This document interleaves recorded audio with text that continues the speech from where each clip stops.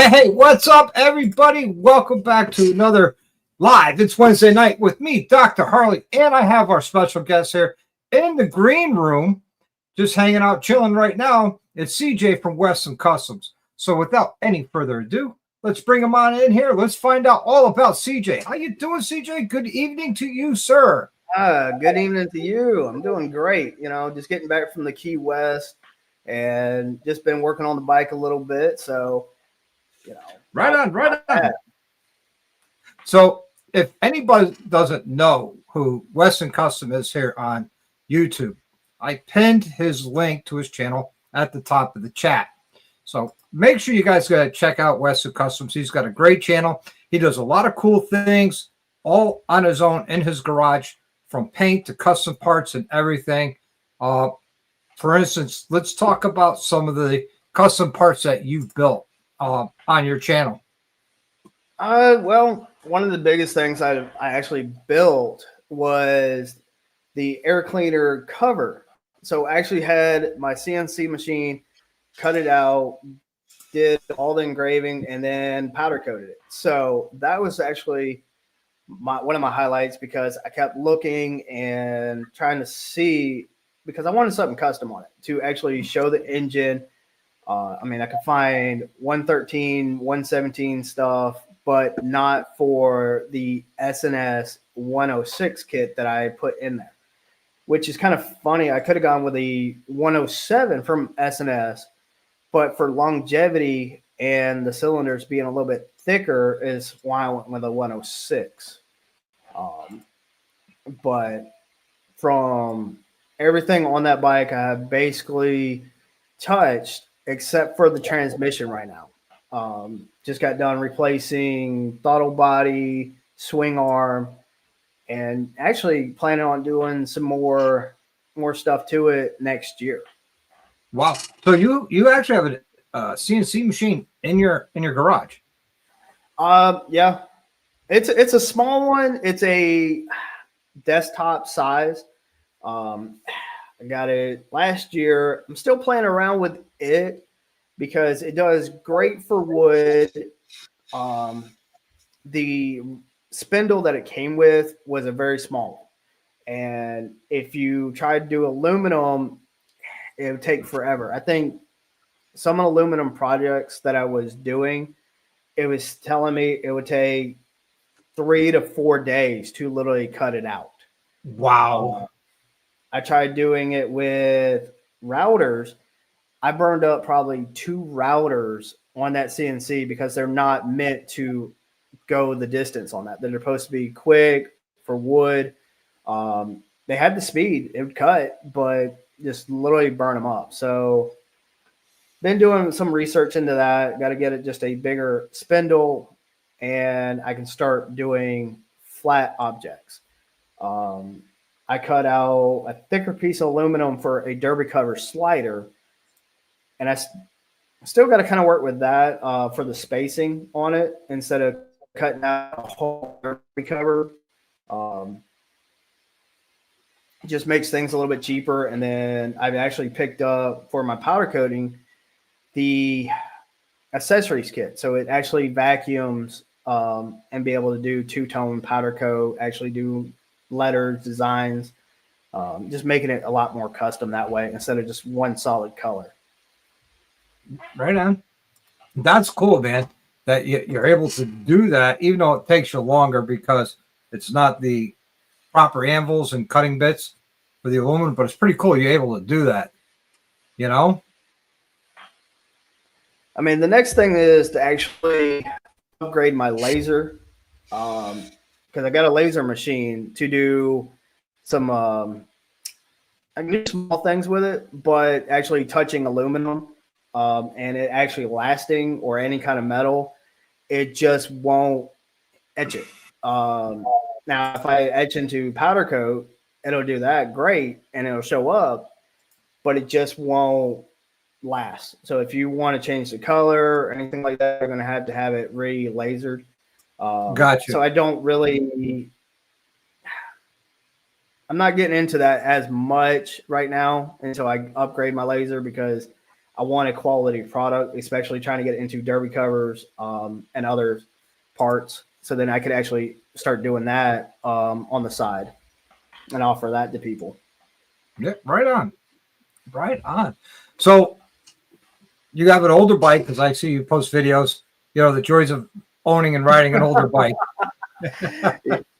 Yes. It can be challenging at times.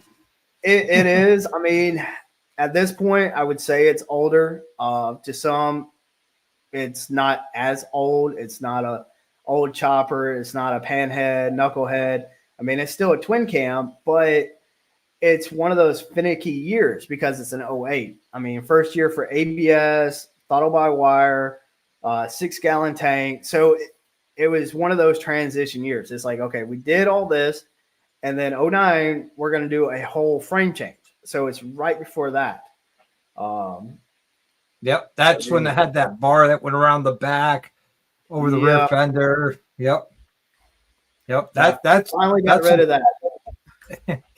A lot of people do, and I usually see a lot of people just take a hacksaw to it and call it done. I did that. I didn't like the look because you still have a bar or that tube sticking out, and it's like that just doesn't look complete. Amazon, it looks unfinished. Yeah. I mean, I found the parts on Amazon. I think it was like $20. It's just a plate, bolts right up, makes it so much cleaner, especially if you don't want a luggage rack or the bar. Yeah. Yeah, right on. So let's talk about your channel here for a quick minute. You have, at this current time, you got 1,780 something subs at this point, with 333 videos that you've had it in just in the past 2 years, man. That's awesome. You're killing it. In 2 years, you got, almost 2,000 subs. That's awesome. Congratulations to you. Oh, thank you.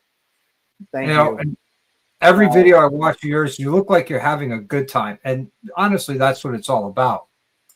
It is. And it's been a huge learning curve, especially with installs and trying to make it enough detail. And that's kind of where I'm learning with that, to where I think more the vlog style for me, instead of the detail of voiceover and doing that route, I don't have as much fun with it. But I know some people want more detail, so I'm kind of probably going to start putting out 2 different style of videos around that, so that way people that want the full install of showing this, and this, they have it.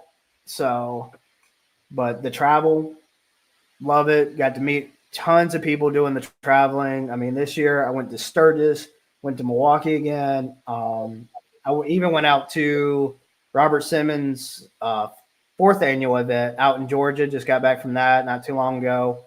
So it's been a blast this year.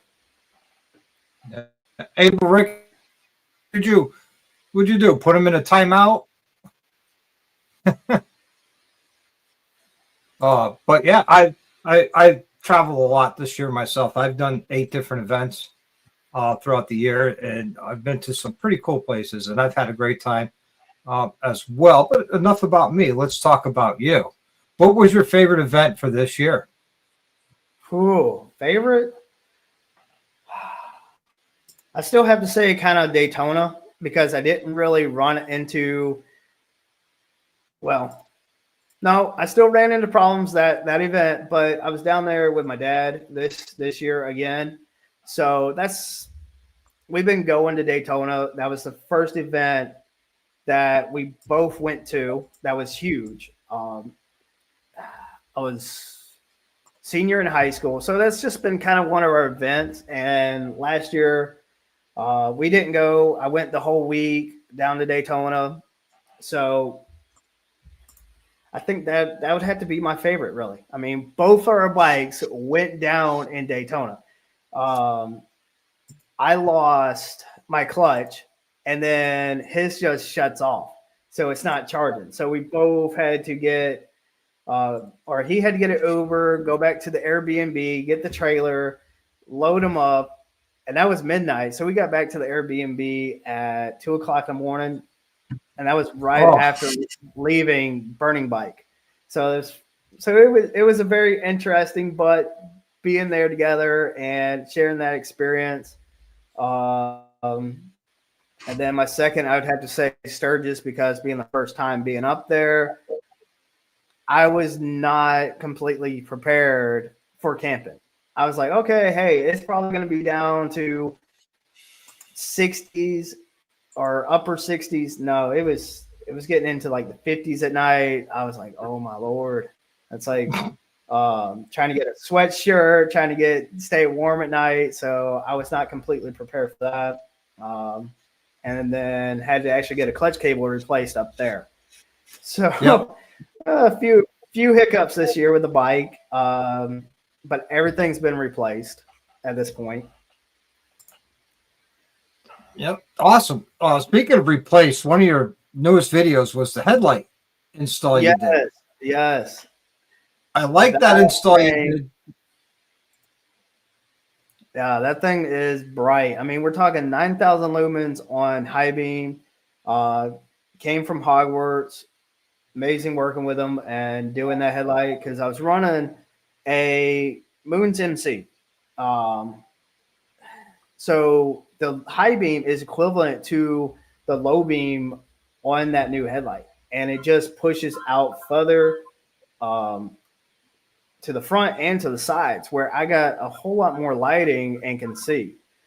So, and the price point of it being for a Street Glide being $500, it's literally the cheapest on the market without going complete knockoff, not having a lifetime warranty on it. So I want to say cheapest. I would say like least expensive. yeah, yeah. I mean, for that style though, I mean but yeah, a lot more cost efficient basically. I mean, for instead of going like Baja, some of the other brands, it's yeah. But I mean, putting that much lighting, I have no problem at the times I do ride. I mean, especially being around here with all the deer, it helps out a lot with that. Right on. Right on. And you know, out of all the videos you shot, what's your favorite video out of them all? Just out of curiosity. Do you have one or no? Not really. And it's kind of funny with that. I mean, if I was going to say the ones I feel that I really, really like are the ones that I have family in the videos with me. So talking points, just everything. But I have fun on my trips, but when it's with the family, like the ones I've done with my dad, I just have a different feeling with them, because then I can always look back at those videos later on and be like, hey, I did this with him. I did this with family, not just by myself. So, Right. but I don't really have a favorite, but those stand out to me a whole lot more. It's like the one I just released today, no bike content. It's just literally me going down the Key West with the family, with the wife and her dad and his fiance, just having a blast down there. So Yeah, I saw that today. That was a good video. I enjoyed it, because it's you. You know what I mean? It's just you. right.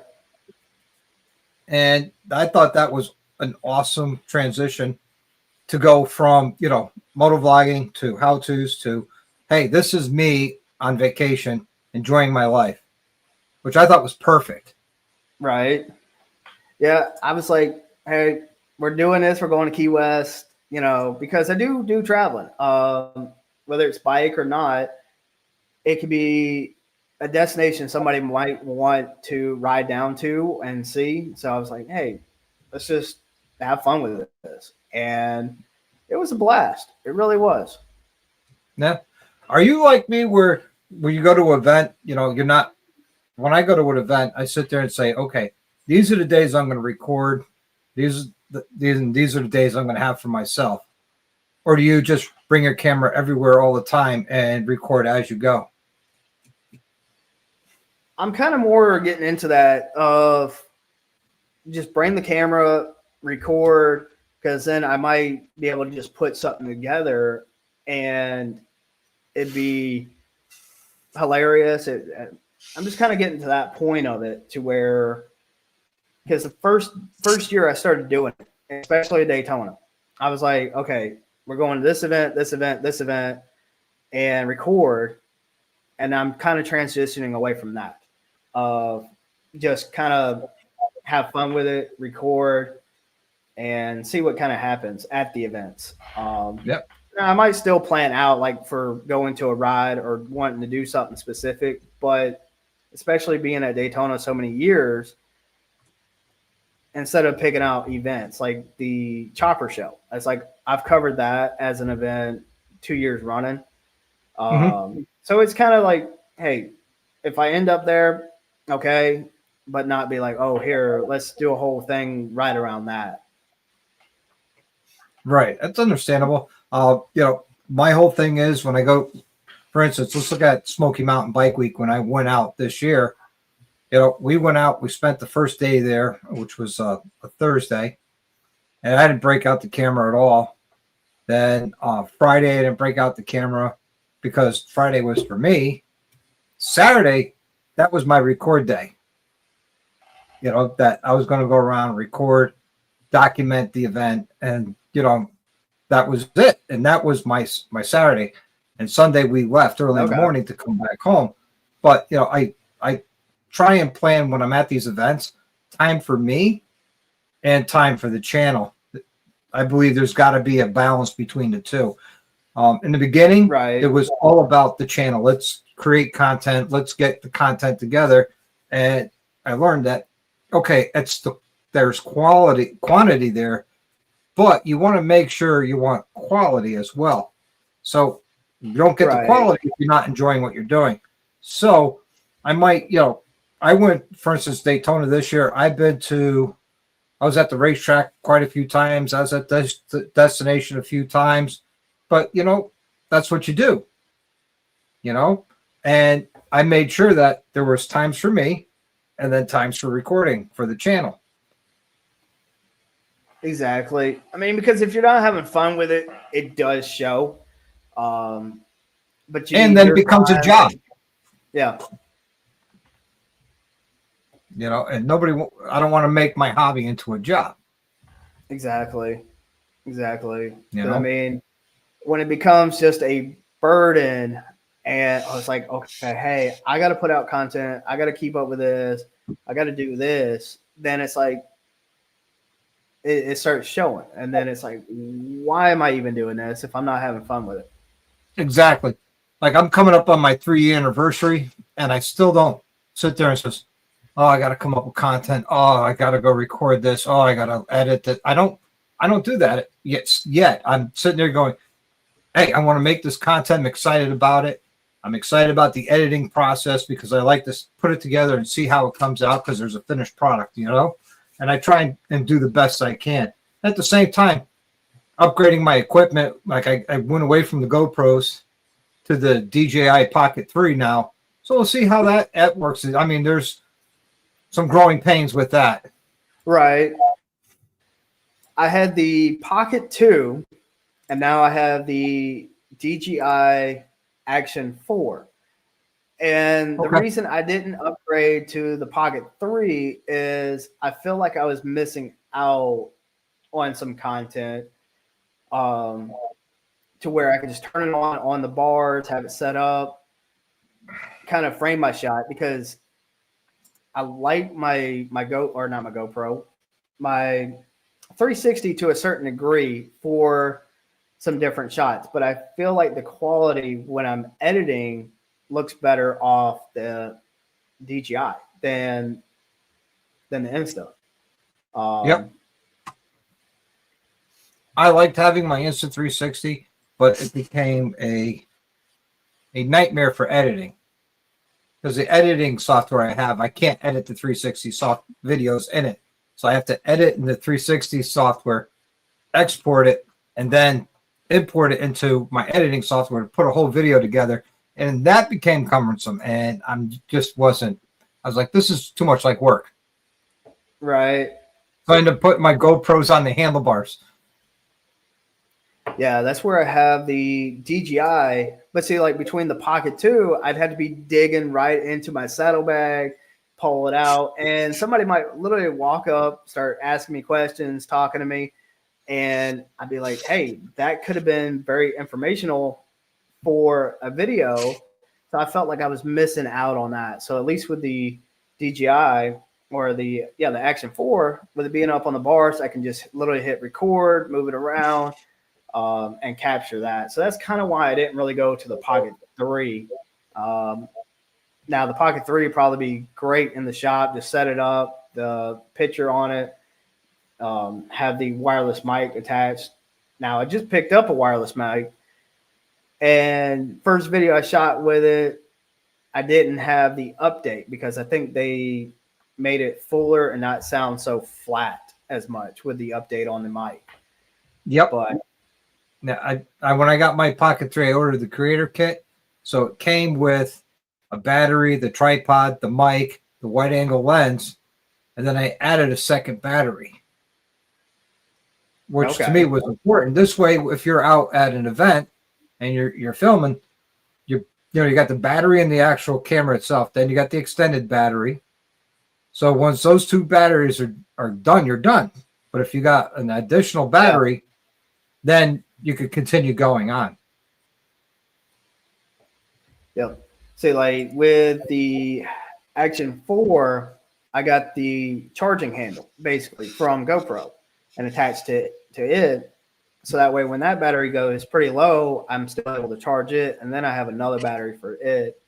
But for the most part, that with the charging handle and the battery, it lasts almost all day. And I'm impressed with that. Nice. Yeah, I've had yet to run the batteries down in my Pocket 3, and I think I've done a half a dozen videos with it already. Oh wow. Yeah. So I'm happy with that. That the batteries do last. They last a lot longer than the GoPros, which I'm happy about, because that's the most annoying thing is when you're doing an install video and then you hear the deep because the battery just shut down because the battery's dead. Right. So now I got to change the battery, figure out where it left off when it died, either go back or say, "Hey, look, sorry, the battery died. Here we are." Exactly. And that was a lot of reason why what I was looking at. I was like, and I got being out on the road going to Sturgis with John and Sandy. See, Sandy runs the DJI Osmo Action 4, and then got the mount from John, the way he mounts his up. So I'm like, well, that way I can charge it. Now I've been playing around with the quick mounts. I just upgraded to Alonzi, a different style Alonzi adapter. So I got to play around with it to see how I like it. But it's a little bit bigger because what I had, I'm like trying to fidget with it, trying to go down the road, get back in its little cradle. I'm like, this is annoying. It's like, so I'm still kind of playing around with that, but that's probably going to be a video in probably next month talking about a good motovlog setup. Be looking forward to that because that motovlogging is one of the things I don't do well at. And I stopped doing them. I tried it, and I just didn't really enjoy it because for me, my riding is my time. Right. When I was in West Virginia for Mob of the Mountains this year, I just threw the camera on the handlebars and threw music to it because, the scenery out there is just amazing. Now, if you get a chance this year, you want to get out to Mob of the Mountains 2025. It's in West Virginia. It's a great time. Oh, wow. It's basically ride all day, go back to the campground, cook, drink if you want, drink whatever you want, break some stones, tell stories of the ride that day, look forward to the ride the next day. It's basically an old school biker camp out where it's a lot of fun. Okay. Good, clean fun. There's some shenanigans, but it's to me, it was one of my best events I went to this year, and I had a lot of fun. Oh wow. And my hat off Yeah, to and I enjoy those a lot. yeah, my hat goes off to Roland The smaller Fottle. ones I enjoy. Yep. You know, because he put it all together, and he's doing it again this year, and it's a lot of work. My hat comes off to him for doing it, and he puts on a great event. Oh wow. Yeah, because I do like the smaller events. I've been out to Adams Southern American twice, and it's a great time. Because everybody's really at the campground, go out and ride. You have more time to kind of mingle with people.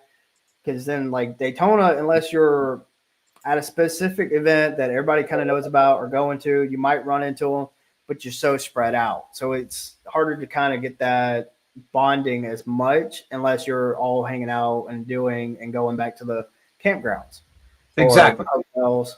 So that's kind of where I prefer to, well, not really prefer, but I do like the smaller rallies. Smoky Mountain's another great small rally to go to. It's a lot of fun. Plus, there's a lot of great riding around there. You know, you go to the rally, it's the rally part of it, but you have Devil's Triangle, the Back of the Dragon, Cherry Hall Highway, the Tail of the Dragon, all that's right there. So there's some great riding plus the rally. And it's small enough that you'll see everybody you need to see easily and say, hey, I'm going for this ride to go here. You want to go? Most of the time, somebody, absolutely, let's go. Yeah, so I got to check that one out. And that one's really not that far. Because I've been to Travel and Tall's event twice, which is up in, near Pigeon Forge, all that, Gatlinburg. And I actually was up there this last time, literally a couple of days before, actually on a family vacation, which that event or that video, I put some of the family vacation part at the beginning of it, and then went to his event for a day, came back, and then hung out with the family for the rest of the time. So that was another good one. I have yet to make it up to a traveling tall event. Coming from Connecticut, it's hard to get down that way often. So I pick and choose my events. Like this year, it's going to be a lot less traveling than I did this past year. Daytona's one, Mob in the Mountains the other, and Smoky Mountain. That's it. Because I'm saving time and money to go to Sturgis in 2026. Oh, wow. Yeah. For me, it's a 2-week commitment. Okay. It's 3 days to get out there, the week there, and then 3 days to get back. So I have to take 2 weeks off of work. So I have to save that vacation time, let it build up. Yeah, because for that event, I was on the road basically 2 weeks because I went up to Milwaukee, got to see some friends, met up with John and all them, especially at the Moto meetup. Yep. Rode with them out to Sturgis when they continued on for their 8,000-mile trip. So I was there in Sturgis for basically almost a week. So I got to be there for the rally and then during the first weekend of the rally. So it was pretty cool. Yeah. My brother, Big Mike 135, he went out to Milwaukee with his blood brother. And while they were out there, they decided, hey, we're halfway there. Let's just go to Sturgis. And they're like, okay.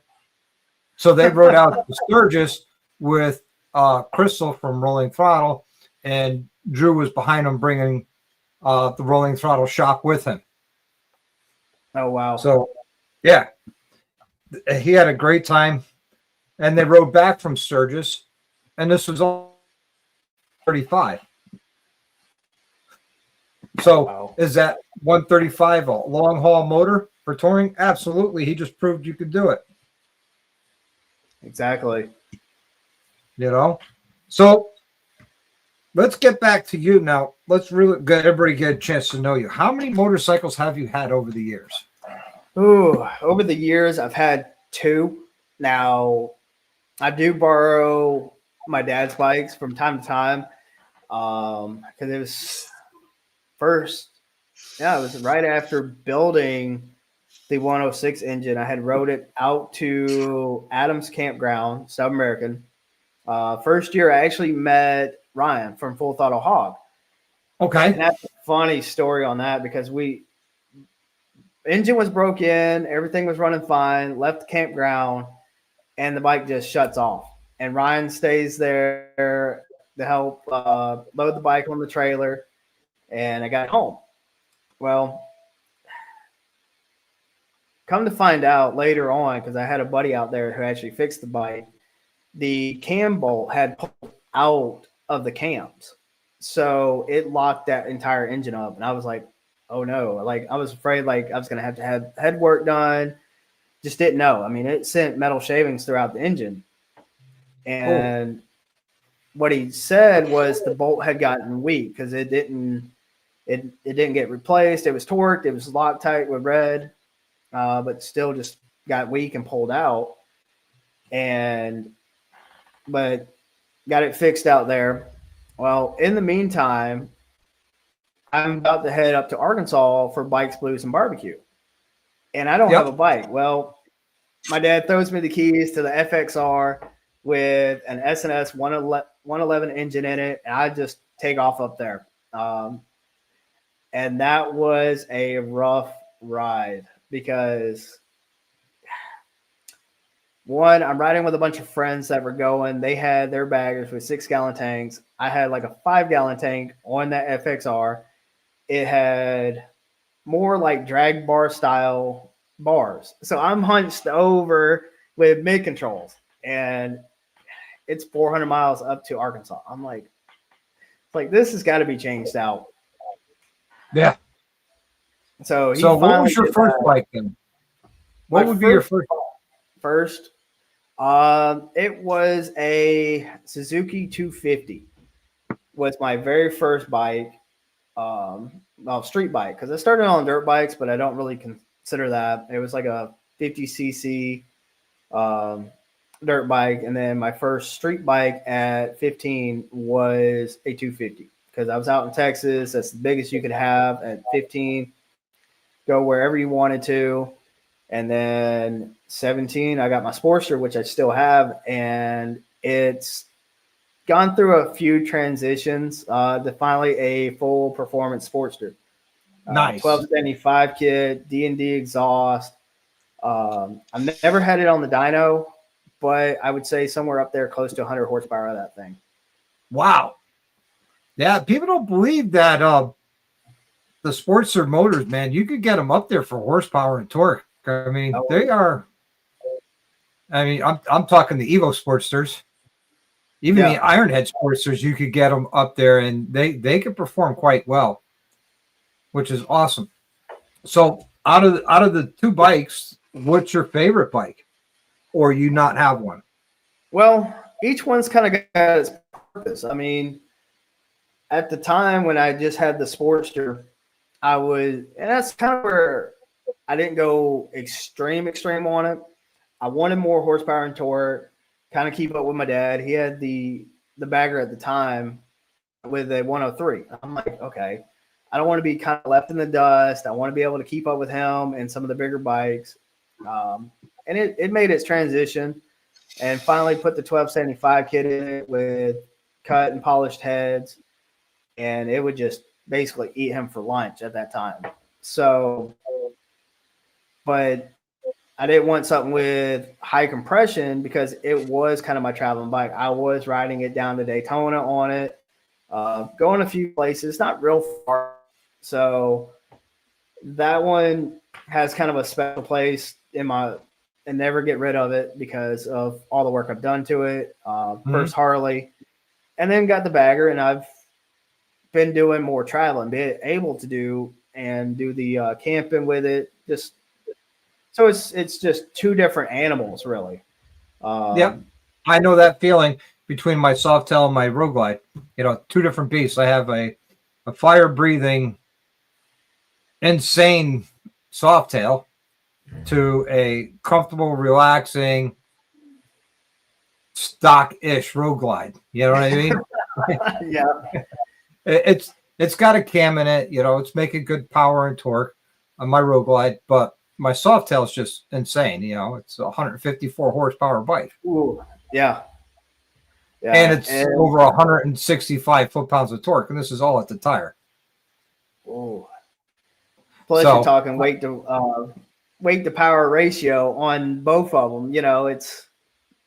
I mean, I've done a lot to that bagger. I mean, it's got the Dark Horse compensator in it, Man of War, which at the time when I was looking at doing that, they were still selling the 32 tooth. I think they've completely stopped selling them, just sell the 34 because I go to look it up. I can't find. Now, I could probably contact them and get a 32 tooth. I know Baker came out with, I think, a 30 tooth. But the biggest problem I ran into with getting the 32 tooth was finding a chain tensioner that would work with it. And I ran into Vulcan Works. So they sell just the chain tensioner for a 32 tooth, and I have to get a whole kit. So that eliminated that problem because I think what they were doing when they first came out with the 32 tooth was making a shoe to fill in the gap that went over your automatic chain tensioner. So that kind of went away, and then I think the 32 tooth went away. But it changes the gearing just enough to where about maybe 200 RPMs, and then you're not having to downshift as much from 6th to 5th and be able to pull on it a little bit more. Yep. And it screams on the highway, but you get a great launch out of the hole. Oh, yeah. Well, not so much by 200 horsepower. So 6 gear, 80, I was looking at 3,000. Now I'm looking at like 3,200. So it's not that bad. No. That's not awesome. Without changing the gears a ton. So, and that's where a 2-tooth wasn't going to make a big difference, but enough to where off the line it would have a little bit more RPMs and get going a little bit quicker. Yep. So what else have you done to your Street Glide? Well, from 08 when it had the 41 millimeter forks, got rid of that. Worked with Geezer Engineering, did the whole triple tree change, put 49 millimeter forks. Smart move. I will say game changer. I mean, I recommend that to anybody that has a 13 and back. It's like, hey, it will make a huge difference by going from 41 to 49. Yeah. As far as handling, as far as comfortability, rideability, it's just a much better front end. It is. And they make some great products. I mean, they not trying to rob the blind on their parts and everything. They're great quality. I mean, I put thousands of miles on the suspension at this point, and I will put it up against anybody. It's a great suspension, and just now doing the conversion because you have to grind on the neck a little bit for the stop. Some people don't feel comfortable doing that because, I mean, you start grinding on that. There's no, unless you take it to a welder, you're not adding metal back to it. No, you can't. So here's a good question from Shane, who comes to us from New Zealand. Wants to know, if people don't drag or track race, why are we always chasing big power numbers? Do you want to feel that, or you?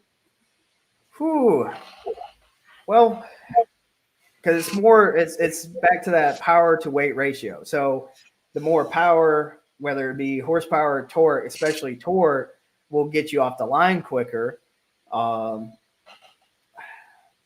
it's the bigger the numbers, the outrun because that outrun somebody else. So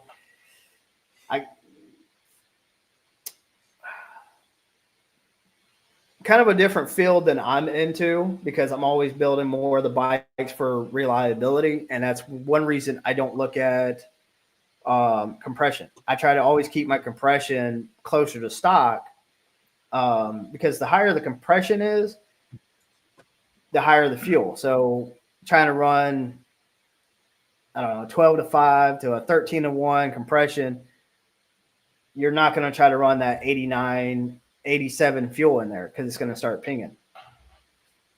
Yep. Well, my answer to that is horsepower and torque is a very addictive drug. And you know it's time to add more when you feel like your built bike has gotten slow. And I'm at that point on my Softail, but I rein myself back in saying, you don't need more. You don't need more because it's plenty for what it is. But it's a very addicting drug. It really is. And I love it. I mean, it's like building the Street Glide. Fuel Moto has a 107 kit, and it uses SNS heads, but I think they're 91cc heads. Well, they dome their pistons so that way you're getting that compression with that size head. Well, my biggest thing with that is how long is it going to last? Is it going to last 100,000 miles, 150,000 miles, or we're going to get down to 50,000? And it still depends on how you ride it. Now, I think the kit's saying somewhere right around 120 to 130 horsepower out of a 107. Yep. Which is great numbers for a twin cam. I mean, and that's kind of where, like, next bike, I might be looking at an M8, not having to do as much to the engine as a twin cam. Because, I mean, the twin cam's got 89cc heads from SNS, 106 kit, 585 cams. I just got done putting the Baker ball and ramp in there. Kind of eliminate that, bigger washers. So that way I don't have a problem with that because that was a big problem up in Sturgis. Found out that it was warped. Yep. So thank you, Angel Face, for listening in while you're working on your motorcycle, and working on your next motorcycle video. I really appreciate you listening in and being here. Thank you so much. I know CJ appreciates it as well. Yep. So now, audio. Are you an audio guy on your Street Glide? Somewhat. Now, I work with Hog Tunes, putting the whole audio system on there. So the last thing I did from them was the 6x9 speakers in the rear. For the longest time, I was like, okay, I just need a Bluetooth unit, and a little bit louder speakers. Went in their giveaway one year, and I installed the amp, and it made a world of difference. I'm like, okay, hey, this is plenty loud. I can hear it. And then worked with them to do the 6x9 speakers where I painted the lids. I was like, I've been missing out. So it's like just a night and day difference but that's the extent of what I'll do to it. I'm not doing no subs. I don't want all that extra weight. Because depending on what you go with, I mean, you take up bag space, and I use a ton of my bag space. That's understandable. That's understandable. Hello to Southern Boys Ride, coming into us from your channel. Oh, wow. What is up, guys? Yeah. So, yeah, because I put a Sounds Digital on my Road Glide because I want to hear my radio, and so does my wife while we ride. And I think Harley riders, we're the first ones to make our bike so loud that we can't hear our stereo. So then we end up spending more money into our stereo so we can hear the radio over the loud exhaust. I mean, it's just common sense. Right. Now, I will say with the SNS Sidewinder, now I just took the packing material out, which made idle a little bit louder. It's got a deep roar, but I think next month I'm going to be changing that out. So Go with tabs. That's Go with tab. I'm a big fan of tab. They don't give me anything. Yeah. They've never given me anything. Either tab or a Squeaky Speed 2-1. I looked into that. I'm thinking of going with Two Brothers Racing. Is Okay. who I'm looking at.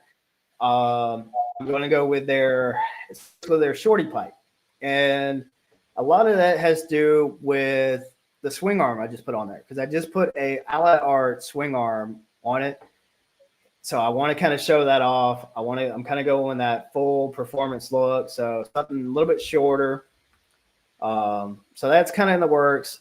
And vinyl wrapping the entire bike is what I'm looking at doing. So I'm going to kind of cover up all the airbrushing, all that, but go 3-tone with it. So that, because one, I think it'd be a good video to do because even the average person can vinyl wrap if they take the time with and painting. prep the surface. Yeah. And that's where anybody can change the look of their bike by vinyl wrap. But with painting, you got to have the space. You got to have a good or decent paint gun, air compressor to keep up, plus all the materials. And if you get a chip in it, it's a little bit easier to fix with vinyl by just tear it off, re-vinyl it, than, oh, hey, I got to find this paint. Especially like with mine, it's 2-tone. So the lighter blue for which I can go to Harley and get the repair kit if it's small enough. But if I have to get a rattle can, it's $90 for just the rattle can and then up from there. Now, the darker blue, all they sell it in is a quart, which is roughly $60 to $70 for a quart of the paint, which is cheaper. But I'm like, okay, vinyl wrap it, kind of protect what I already have, and do it a little bit more subtle, a little bit of a subtle look to it. But I think it'll turn out looking great, and then kind of give it that more performance bagger look. Just so a black, a dark blue, and a silver throughout the entire bike. Still kind of keeping the same colors. Yeah, that's awesome. Now, all right, so are you going to post a video on how to vinyl wrap? And I am. I'm going to do it vlog style, not detail like how I've done some of my install videos. Mm-hmm. And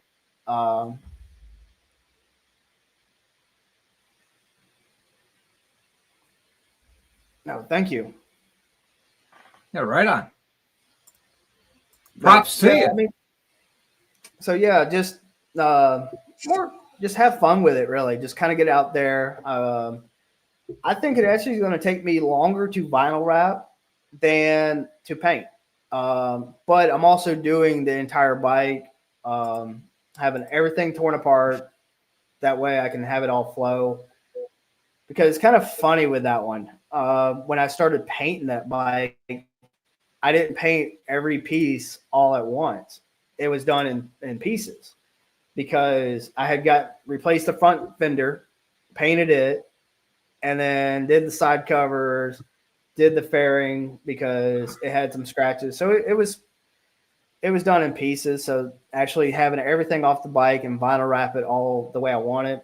But I think that'll do pretty good actually, because the average person can take it in their house or their shop or their garage, whatever it might be, and vinyl wrap. I think the initial, depending on the bike size, the vinyl is going to be a little bit expensive, but repair-wise, a lot cheaper. But just the average person can do it instead of, oh, I need a clean room, I need this gun, because going to Harbor Freight or buying a cheap one off Amazon, it's not going to spray that good and have runs or whatever it might be, and then get mad and having to get more material. So, yeah. And I'm still learning with the whole painting itself. I don't try to teach painting. I would like to take some classes. Time Warp Customs does some classes. I would love to learn from that guy. I watch a lot of his content for painting and learning. But I still have a few issues with my paint to where I really wouldn't teach somebody else. Yep. Just kind of one of those. So you're self-taught with painting. Yep. That's something I would not even attempt because, like I said, prep work is everything. It is. It is. The sealer, your primer, then, the distance from the gun to what you're painting, the spray pattern, not stopping in the middle, all of that comes to play. And then to really confuse things, when you add your thinner, I guess you call it thinner, so it sprays a lot easier, has to go with, temperature and humidity of the room you're playing. You're curing everything. It's and then to spray properly, you got to have a downdraft spray booth where it pulls all the extra overspray down in through a filter. I get to the point where if I need something painted, I'm just going to drop it off and pay somebody to paint it, because by the time I get done getting set up to paint something that's going to look like ass, it's going to cost me 4 times the amount just paying somebody to paint this part. I mean, I've had fun doing it, but like some of my tape lines, tape peeling up, just like, because if you put too much paint on, the tape kind of starts lifting, then you get underspray. It's, oh man, if I had just a camera just posted up, filming the entire process of me painting over the years, there have been some words said, for sure, because not all paints go together. I mean, I've had it literally wrinkle if there's any debris. It's an irritating process and learning. Just like powder coating. I mean, when you first start powder coating, most, if not all, your parts will have fish eyes. There'll be imperfections in it.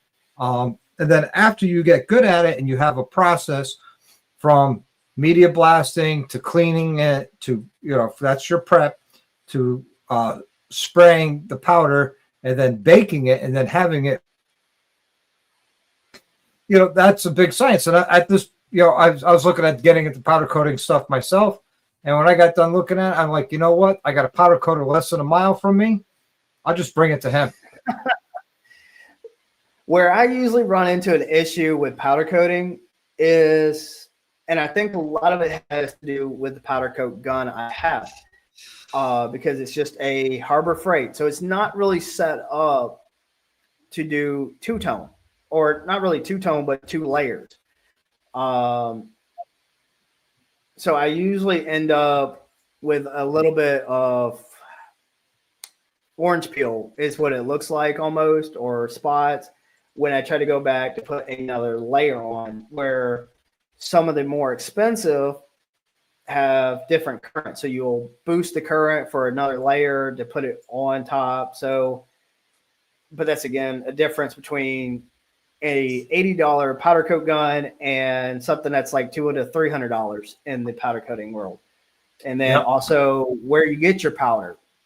I like getting my powder from like Prism Powders.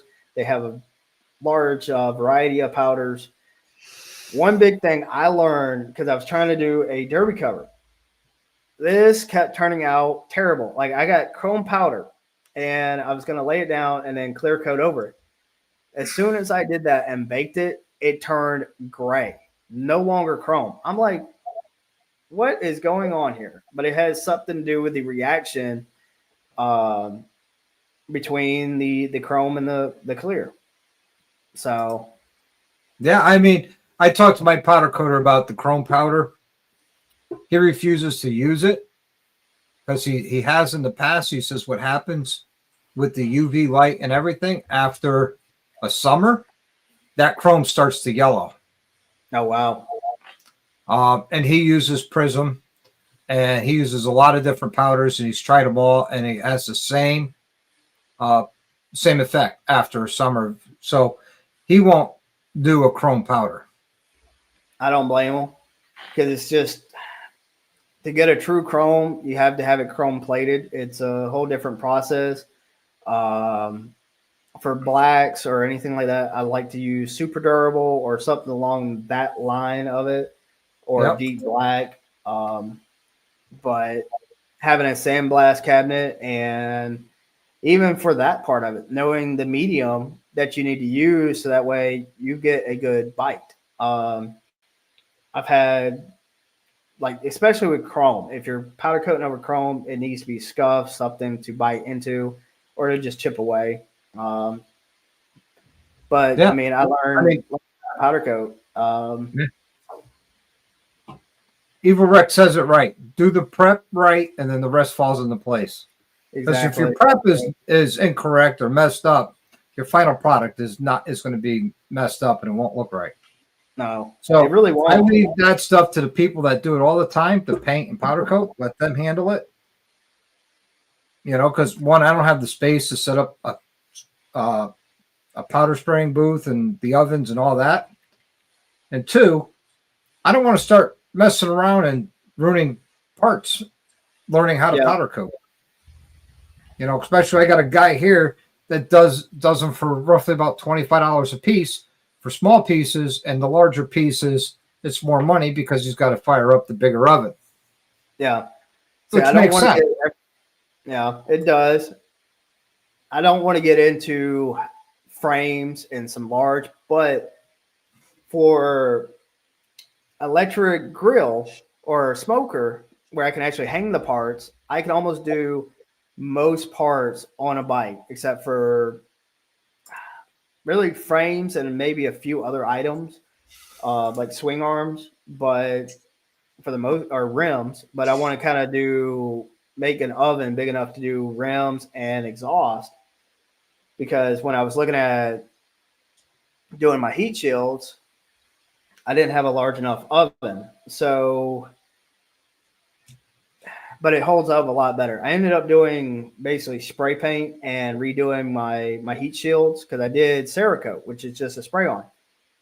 That stuff was so thin, and after going up to Sturgis, they looked awful. I think something with the chemicals at the power or pressure wash, whatever it might be, it just baked into that Cerakote and just looked terrible. I was like, nope. And it would just scratch or chip off real easy. I'm just like, so I ended up doing a high heat spray paint, and it came out looking a whole lot better than the Cerakote. Yeah. But my option was done. Yeah, my powder coater does ceramic coating for me. He's done my squeaky pipe. And yeah, it doesn't last that long, but he does it in multiple different, he'll ceramic coat it, bake it, cure it, ceramic coat, bake it, cure it. He does it 3 times just so it's got a good solid, base, medium, and then a top coat just to thicken it up, because it does scratch easy. And he tells you, okay, it's baking, cured, but let it sit for 2 or 3 days before you put it on. And a lot of people don't realize that. Right. Now, from what I've read into, the Cerakotes that actually bake are a lot tougher.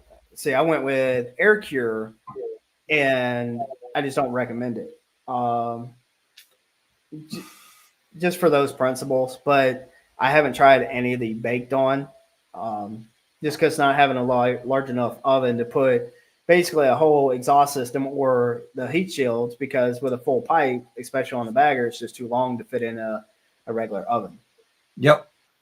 And, that's when you get into making your own ovens or spending, big money for a baking oven. Oh, yeah.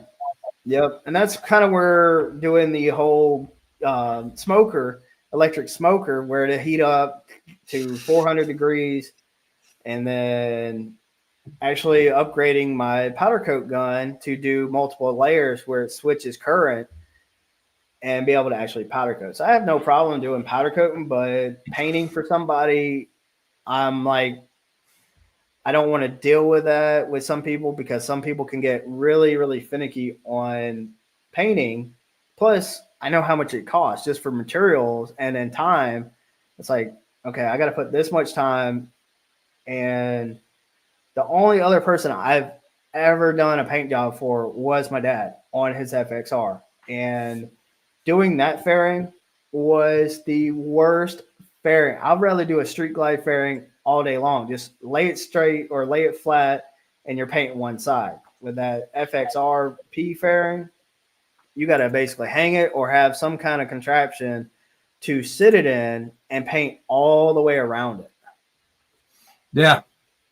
Like I said, painting, you got to be set up a full booth with all the apparatuses to put it all together. It's fun. So, do you have any plans for events this year? You already talked about Daytona. When are you going to be in Daytona? So I'm going to be in Daytona the first weekend. So, which is kind of funny because the wife goes on a cruise, gets back the 22nd, and then I'm leaving town basically right after she gets back to go to Daytona, be down there for 5 days. So that's the first event. I got to see about any other events that I'm doing. Might go back to Thunder Beach for a day or two just because my dad lives close to there. But my biggest thing I'm planning for next year isn't really an event. It's long distance travel. So I'm planning on taking his 1990 Softail Springer and go up to like Niagara Falls, over to New Jersey, and then back down the East Coast. So somewhere right around 2,000 something miles on that bike, but I might only do like 300 to 400 miles a day because it's been lowered. It's got a Corbin seat on it. It rides rough, and anybody that's ever rode a Springer knows it's a whole different feel. It's got a 21-inch front wheel tube, so got to constantly check that for air. It's got no saddlebags. No, I think he's buying some parts right now, so that's going to be a project. I got to paint the tank.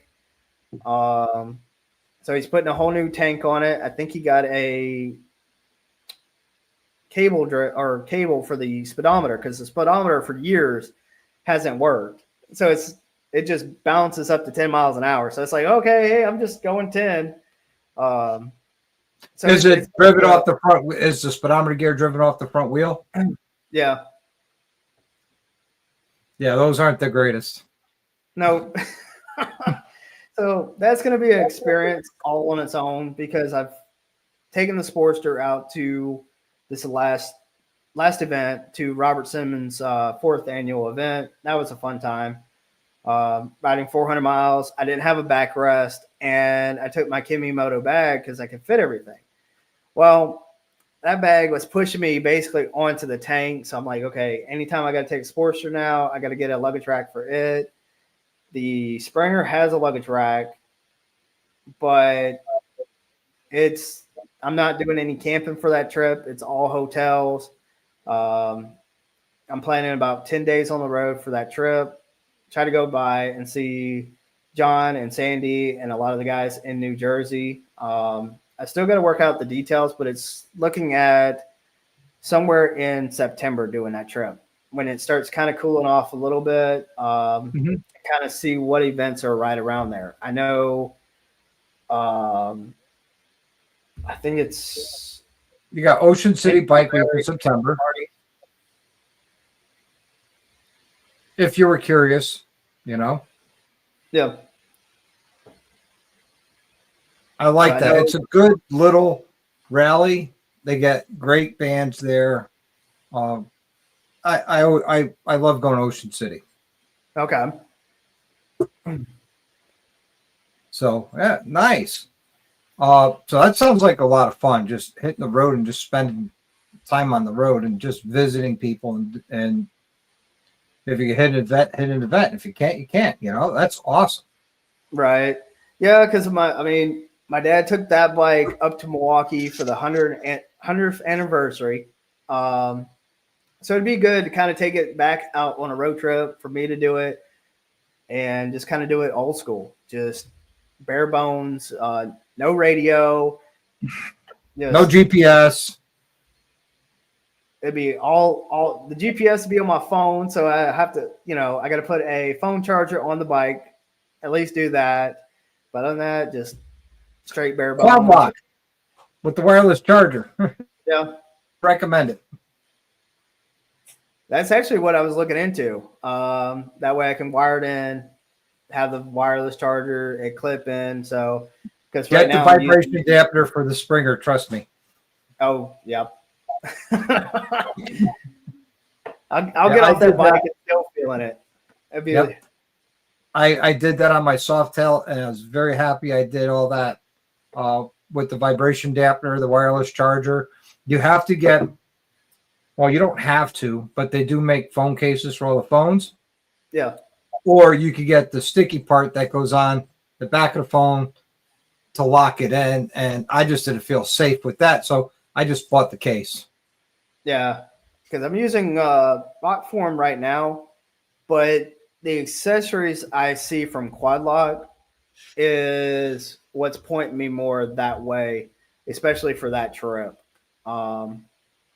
So that's probably the route I'm going to go with for phone charger. Oh, right on. Right on.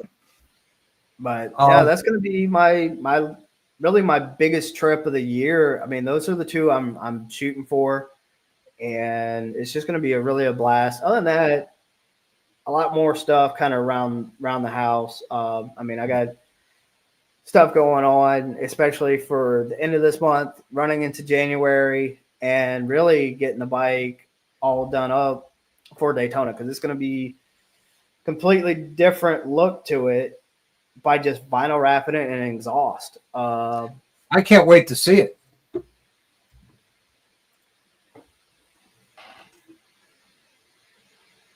So, yeah, I can't wait to see it in Daytona. Let's try and connect while we're down there, because I'm going to be there on the 28th of February, and we're leaving early morning on the 9th. So we're there. I'm there for the whole rally. Oh, wow. Yeah. So there's a probably midweek we're going to be headed down Alligator Alley into Tampa. I know it's a long way, but Alligator Alley is a bucket list for Big Mike and I. So we're going to check off that bucket list, and that's going to be a couple days in midweek, probably either a Tuesday, Wednesday, or Wednesday, Thursday. We don't know yet. Right. We'll see whether the weather will be dependent, The biggest thing I'm looking at for Daytona really is the Dennis Kurt garage build. And because I've tried putting the bike in a few bike shows local. Mm-hmm. I did one local to here and then one at Emerald Coast in Navarre, Florida. And that one went better, but again, it's depending on what's kind of around there, what people know, what's been done to the bike. So I feel like the Dennis Kurt garage build would be a great thing for me to put it in, because everything's been done by me. In your garage. Yep. And then everybody's kind of looking at everything that's been done to the bike. People will know what's done to the bike, whether it's performance or not, than just somebody that's, hey, that's got lights on it, or that's got a hanger, or what is this, and not really knowing. So I feel like doing a bike show like that would be great for me to do. So that's kind of the biggest thing I'm really looking at covering and doing in Daytona. The rest of it, just really just connecting with friends, because I know like John and all them would probably come down, because they normally do every year, get out of the cold weather. It's the first event of the year. Ride in a t-shirt in March, which us up here up north don't do. Right. We just don't. I'm looking forward to that. I mean, and the turnaround twice to be here, really. I mean, this month go by pretty quick. Staying busy. I got the biggest thing I'm trying to work with is Geezer Engineering again. Got a huge shout out to them. I mean, they're putting out some great products. I'm about to get rid of the ABS on the bike. I mean, I don't use it anyway, so I'm going hard line on that. So I'm just going to route straight from the reservoir down to the front brakes, and then eventually do the rear ones, and just take that whole bulk of the ABS unit out, since '08 was not link brake anyway. It was separate. So, Right. and that's You know, I was going to say, you luck out because you don't have the link braking system in that. Yep. That started in 14 with the specials. Yep. Whew, yeah. 14 and up, whole different game change right there. Like, it's kind of funny. Like, Highworks just came out with their new outer fairing for 14 and up. So it looks like the 24s now. I saw that. Highlighting. I was like, I wonder what it'd be to change out from an '08 to a 14. It's like, that'd be interesting to do. It can be done. I mean, just got to change the interfering to go with it. Right. It mounts the same. Yeah, because I think the gauges are the same size. So I could fit the same gauges in there. So everything would plug up basically the same. Have to get a different radio where it's one of the big touch screens, which right, like a SoundStream version 2, or you could find a used Boom Audio. But putting the amps would be a whole lot easier. I will say that was the biggest pain with doing dual amps on the bike, is making sure it would fit. Now they sell a bracket, but it's got to be positioned correctly. You can't have the amp too high, too low. It doesn't work with Ally Art inner fairing braces. So I learned that. So I'm having to put it right on top of the radio. And actually I trimmed off any excess of the gauges so it would be flush as it could possibly be. Thank you, 701 Traveler. I really appreciate that. Thank you. You're the best. You are the best. Good dude. I got to chat with him a little bit on my members only live on Saturday. I do 2 lives a week now. Oh, wow. I do a Wednesday night live, and then on Saturday, I do a members only live. And when I have work in the shop, it's actually in the shop working on bikes. Or if it's below 40 degrees, it's not happening in the shop because the heat pump doesn't work past 40 degrees. Whew. Yeah. That is that is a true statement. Look at this. Evil Rick with the gifting of 5 new memberships. Thank you very much, Evil Rick. You rock. That's awesome. Yeah. I tell you, the Dr. Harley family is second to none. I I'll put them up against your family. Because I'm part of the Western Customs family. I have been since we met in 2023. Yeah. That's when I first met you and first learned about you, and we talked, and I subbed to your channel then. Yeah, and that was actually the very first year that I went down there without my pops. So I was actually staying at the same campground.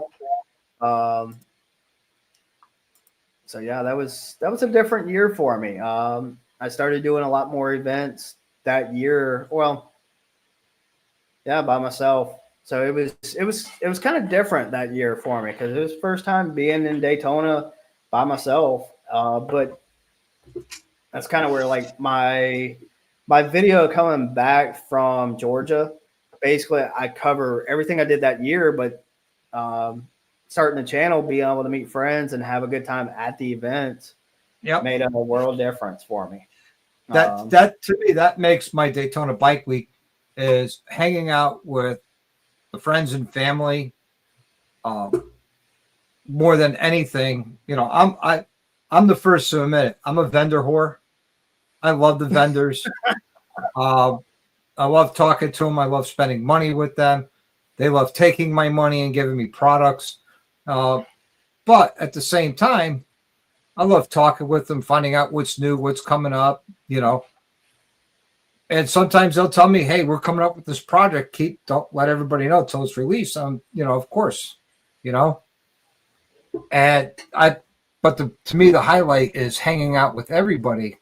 When I had the moto meetup at the Cackleberry, ended up being the same night as the bike burning, and the Badgers and Monkey and Emerald and Yep. Wind Road Yep. was all over there, and then they came over to the moto meetup afterwards, which I was Yep. very grateful. Yeah, I was there, Alabama. Yep. So Yeah. So yeah, he's been around for a while. Shoot, 50. yep. Woo, XAN, he's been around too. He's been with me a long time as well. He's been with a lot of channels for a long time, and he's got a pretty good channel pretty awesome videos when he puts them out. XAN, you got to put out more videos. Just saying, throwing it out there. So where are you, around the Mobile area or just south of Birmingham? So okay? I mean, right between Montgomery and Birmingham. So there's not a lot around here. Now, I think it's the Muscle Shoals area that I've been meaning to get up there, but it's just far enough to where I can do a turn and burn, but to really kind of do a video and take my time, I need to stay up there because Rattlesnake Saloon is a pretty unique place. It's got like a bar, does I think a band at night. So you're actually kind of going down into a cave, and they have the restaurant. Yep. But Muscle Shoals has I think a music, some music history museum. So I kind of want to go up there, and that'd be the last spot in Alabama that I really haven't visited. So that's going to be an interesting one to do. Yep. Now, funny story about your neck of the woods. A friend of mine I used to ride with, and people come and go out of your lives. And I said to him one day, I says, "Hey man, I feel like going to get crab cakes on Saturday. Do you want to go?" He's like, "Absolutely." I says, "Cool. Meet me at my house at 4 a.m. That's 4 a.m. for crab cakes. I'm like, "Yeah, we're going to Ocean City, Maryland for crab cakes." He's like, "Fuck you, I'm not going that far for crab cakes." All right, no problem. So I went and got crab cakes. I sent him a picture, me eating crab cakes on the beach in Ocean City, Maryland. About 3 months later, we're talking. He's saying, "Yeah, I'm going to make some gumbo." I'm like, "Gumbo? Dude, let's go get gumbo." He goes, "Fuck you, I'm not riding all the way to Louisiana to go get gumbo." I'm like, "Why not? That's what we got these bikes for." Right. Oh, see, Greg's a Bama boy. Yeah. See, I've heard great things about Rattlesnake Saloon, so it's definitely a place that I need to go check out. It's far enough. I think 3-hour ride, something like that, one way. So I do need to get like a hotel up there and just kind of spend the day and not, oh hey, let's ride up there, not see nothing, and not be worth it. But a lot of times I'm down in Orange Beach, and it's been becoming like a New Year's thing for Polar Bear Plunge. So I'm hanging out at Floribama down there. They do a big thing for Polar Bear Plunge. Listen, Polar Bear Plunge in Alabama doesn't count. I'm going to do a Polar Bear Plunge. Go to Connecticut. Let's go to Maine. Let's do a real Polar Bear Plunge. We're going to Canada if you want. I mean, that's a real Polar Bear Plunge. Polar Bear Plunge in Alabama. It's like saying, yeah, we went swimming in March in the Caribbean, Well, true. But, Sorry. You're talking to a Yank here. Oh, take care, Frog. Have a good one, man. Oh. But that's funny. Man, we've been at this, believe it or not, an hour and 20 minutes already. Yeah. It goes by fast. It really does. So we're going to go for about another 10 minutes. if that's right with you, if you have the time, Yeah. if not, I understand. Because I'm sure you got family commitments and things like that as well. And it's the middle of the work week. Oh yeah. Yeah, I'm just waiting So, on parts to come in because we're talking about that being down at the beach. We're going down to Orange Beach actually this weekend. Um,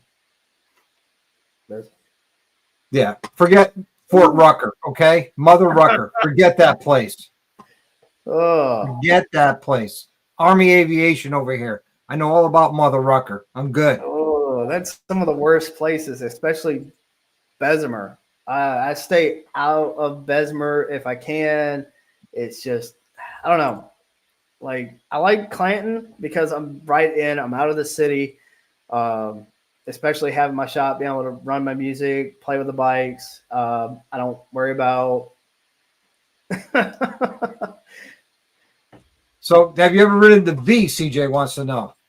I've ridden a uh, lot of V's in my day.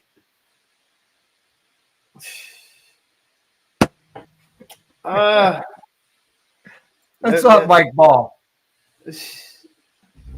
Brother Mike, he's in Alabama now. Okay. Yeah, he moved to Alabama. He's a Bama boy now.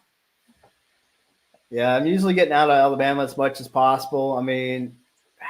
We have a few small events, but not really worth my time going to. A lot of them don't ride, so it's more like trailer and just drink.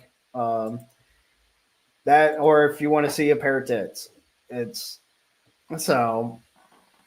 Yep. Hey, American Uncensored, hello. So yeah, I mean, if I lived in Alabama, I'd be at Mike Ball's house on the Sundays when they're doing the cookouts and smoking and saying, "All right, what time we eating?" I got a 30 rack and a bottle. But yeah, headed to the beach this weekend for dad's birthday, so we'll be down there hanging out and Hey, come happy back. birthday to Dad.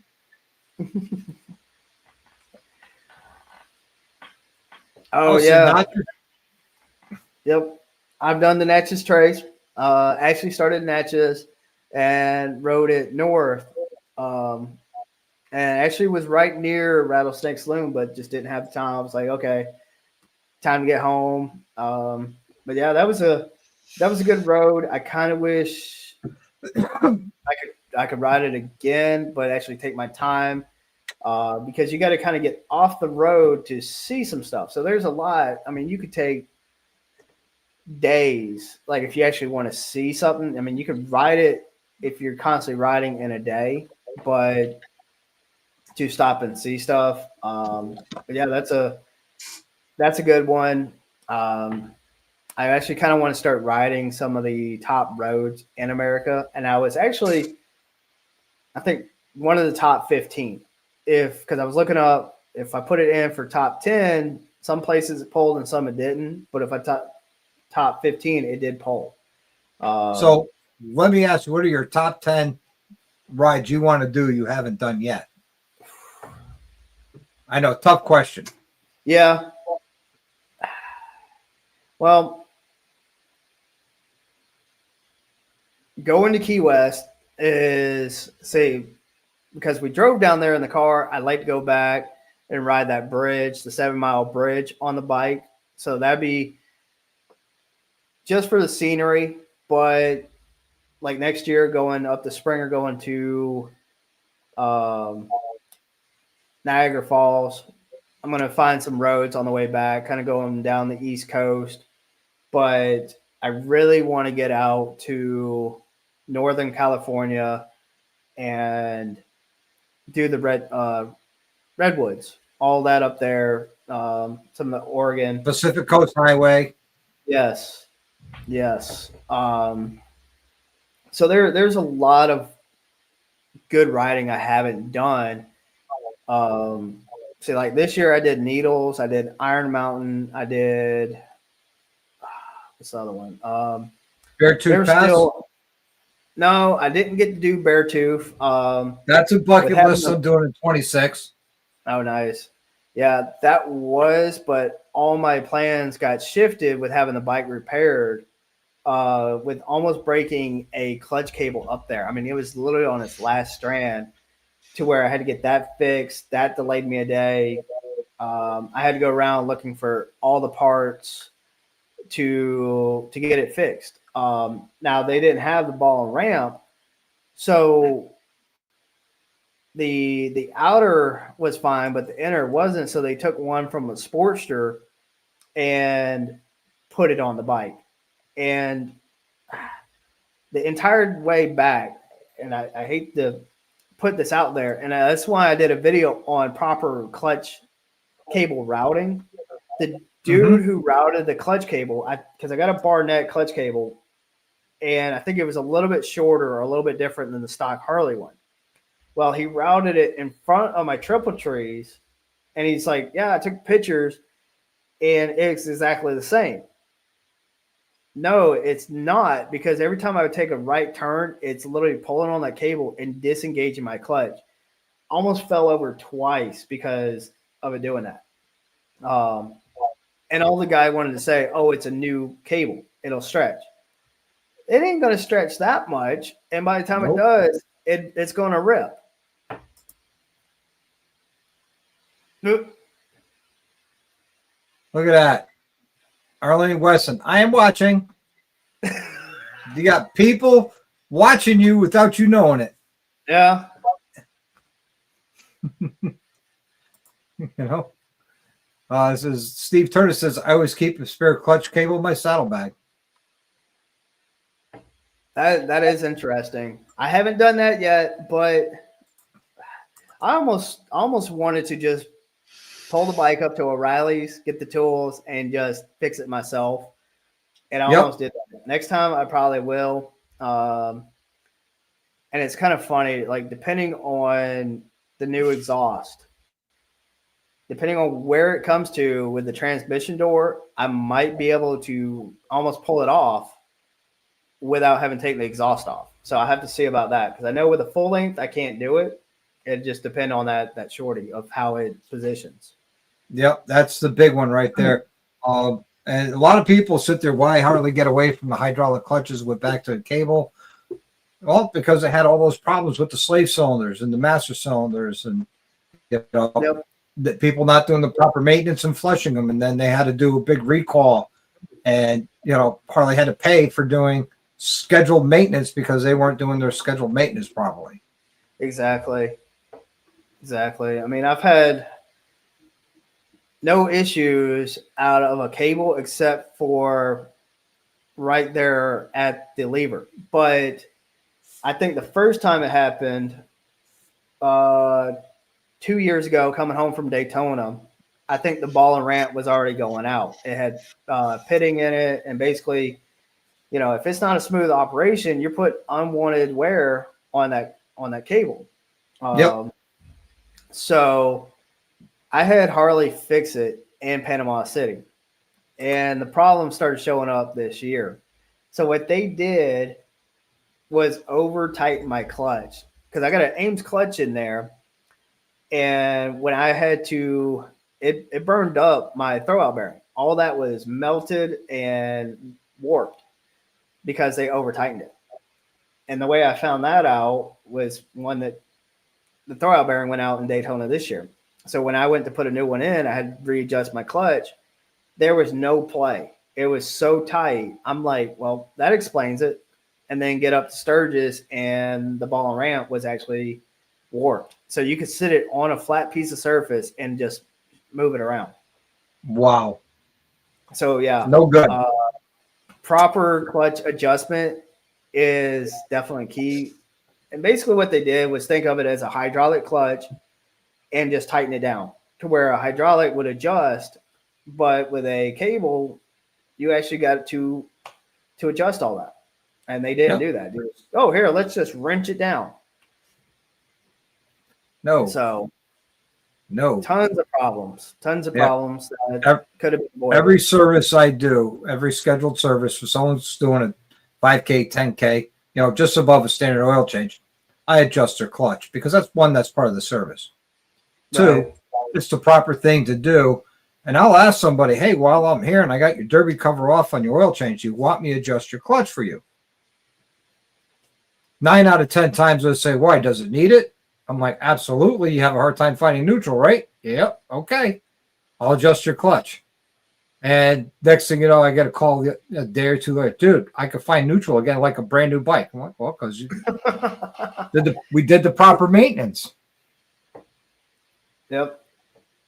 You know? So I put the Barnett ball and ramp in there. So it actually eliminates the oil slinger. So it's just 2 big washers, throw out bearings bigger, the ball and ramp. And now the clutch is just smooth as butter. It's like, okay, hey, I got a clutch back and I can actually maneuver this big bike like it should. I'm like, this is great. So with that being said, guys, we're at the over an hour and a half mark already. CJ, I'm going to give you your final thoughts of tonight's live. Oh, man, I appreciate it for coming on and having a live with you. Guys, I appreciate you guys tuning in. It's been a pleasure. So, but I will see you guys later. All right, guys. That's CJ Wesson Customs. Thanks for hanging out tonight. You know, I want to give a big shout out to 701 Trawler for the $10 super chat. Really appreciate you. And Evil Rick with the 5 gifted memberships to the Dr. Harley channel. I really appreciate you. That's awesome. Thank you so much. I'd like to thank CJ for coming out, hanging out tonight, reaching out to me and asking to do a joint live together. I says, absolutely, let's do it. Because we normally don't talk a lot. We should. We really should. I'd like to be in more contact with you in the future. You know, I had a lot of fun tonight, and I look forward to a lot of fun. Next week, guys, I have the Ride Life podcast on as a special guest. That's another one you don't want to miss. Like tonight, we're going to talk to Brian and Jim and find out all about Brian and Jim and why they went from YouTube to the actual podcast platform and everything like that. That was awesome. All right, everybody. Until the next time, I want you to live the best life you can. Ride often and always ride hard.